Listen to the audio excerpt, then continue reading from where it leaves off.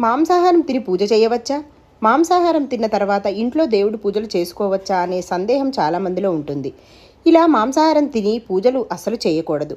ఇంకా కొంతమంది మాంసాహారం తిన్న తర్వాత స్నానం చేసి పూజ చేసుకోవచ్చు అంటారు. కానీ అలా చేయడం చాలా మహాపాపం.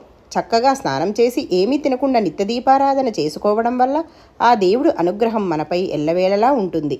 నమస్తే.